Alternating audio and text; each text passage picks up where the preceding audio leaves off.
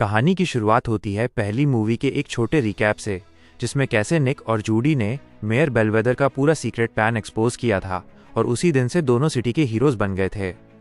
निक ने officially ZPD join करके ज़ूटोपिया की पहली बनी फॉक्स जोड़ी बना दी।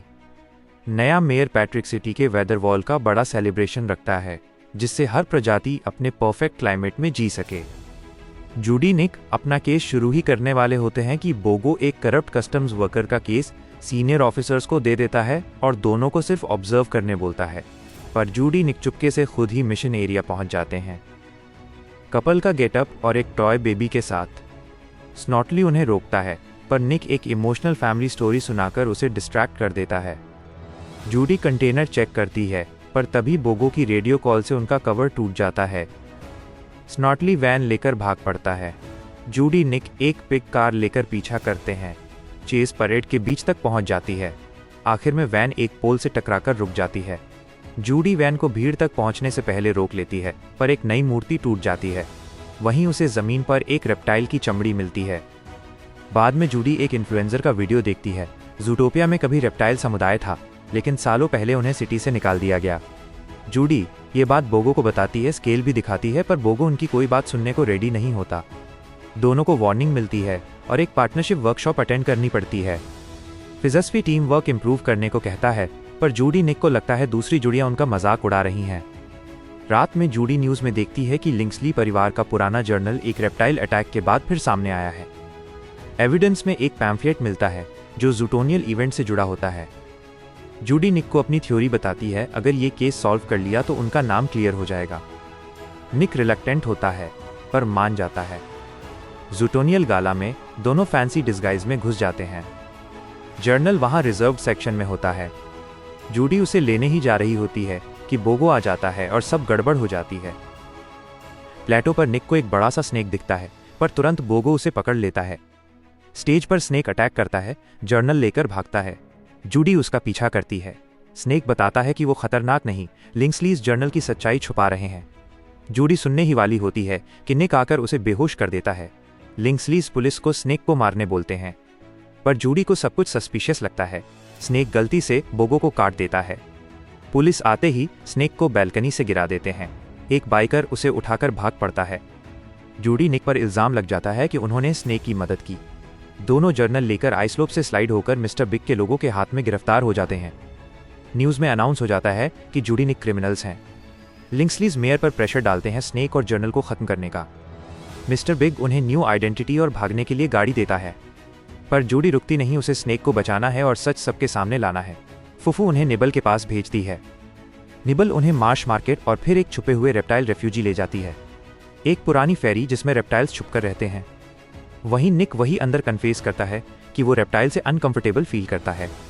तब एक सीक्रेट डोर खुलता है और एक पूरा हिडन रेप्टाइल टाउन मिलता है। निबल उन्हें जेजस से मिलवाती है। जेजस बताता है जर्नल में लिखा सच सिर्फ रेप्टाइल हीट विजन से दिख सकता है।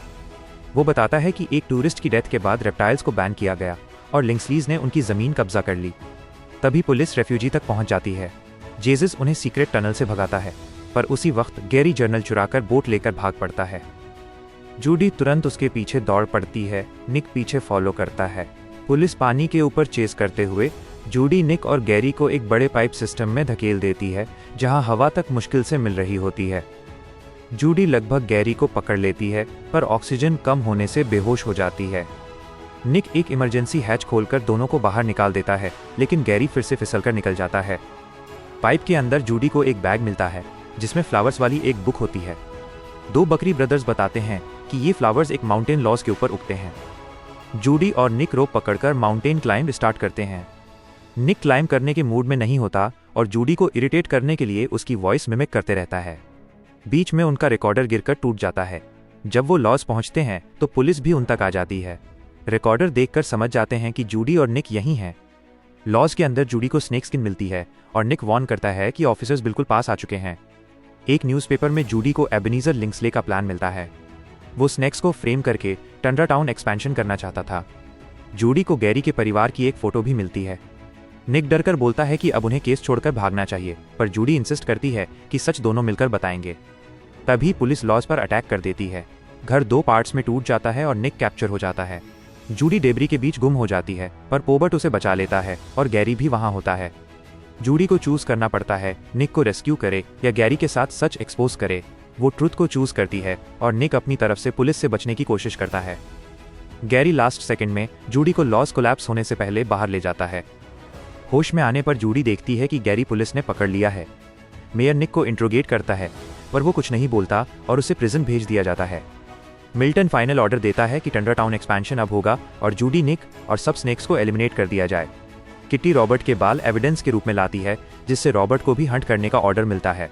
रास्ते में गैरी जूडी को अश्योर करता है कि वो निक को जरूर बचाएंगे। गैरी अचानक बुक को कफ करके निकाल देता है और दोनों प्यूबर्ट के हाइडआउट पहुंचते हैं।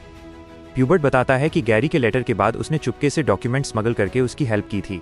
वो लोग आग जलाकर गैरी के हिडन पेजेस पढ़ते हैं। जर्नल का सच शॉकिंग होता है। गैरी की ग्रेट ग्रैंडमदर एग्नेस ही ज़ूटोपिया और वेदर वॉल की रियल क्रिएटर थीं। आज की कहानी यहीं समाप्त करते हैं। हमें पूरी उम्मीद है कि आपको हमारी ये वीडियो पसंद आई होगी। हम जल्द ही इस वीडियो का पार्ट 2 लेकर आएंगे। अगर आप हमारे चैनल पर पहली बार आए हैं तो कृपया हमारे चैनल माइकी इंडस्ट्री को सब्सक्राइब जरूर कर लें और इस वीडियो को एक लाइक भी कर दें। धन्यवाद।